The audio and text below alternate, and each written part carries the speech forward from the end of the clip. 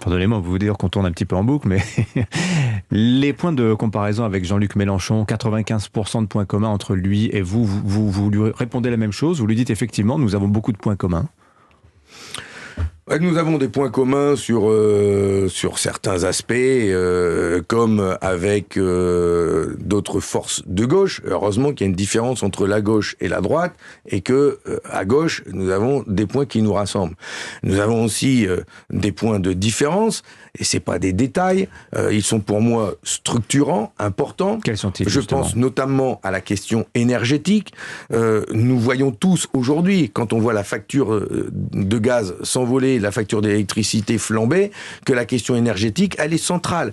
Et pour les gens, parce que c'est une question de pouvoir d'achat, pour les bailleurs sociaux, qui ont dû répercuter sur les ménages le coût de l'électricité, mais c'est déterminant pour la réindustrialisation du pays. Bien sûr, mais Jean-Luc Mélenchon vous tend la main pour vous ranger derrière lui. On a bien compris. Qu'est-ce que vous lui répondez ce matin, Fabien Roussel ? La question, c'est que j'aimerais bien que les Français aient le choix entre deux projets à gauche qui sont différents, et ma gauche, elle est populaire, républicaine, elle s'appuie sur un mix énergétique nucléaire et renouvelable. C'est une gauche républicaine, laïque, qui met aussi au cœur de son combat la tranquillité de tous, et j'ai fait le choix de dire que les institutions, je les respecte, autant celles chargées de la sécurité que celles chargées de la justice, et je veux leur donner des moyens, parce que tout le monde a le droit à la tranquillité publique, et j'ai eu un discours fort là-dessus, qui n'est pas le même que celui qu'il tient, et donc ces différences que nous avons, eh bien, elles sont là sur la table, et j'entends les gens qui viennent me voir.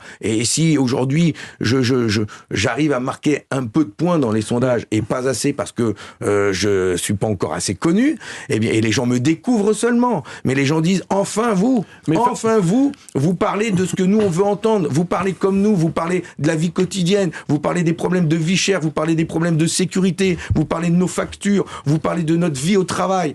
Je veux pouvoir défendre le droit au bonheur. Et là, c'est les vacances. Je veux défendre le droit aux vacances pour tous. On va en parler. On va marquer une courte pause et parler de ce sujet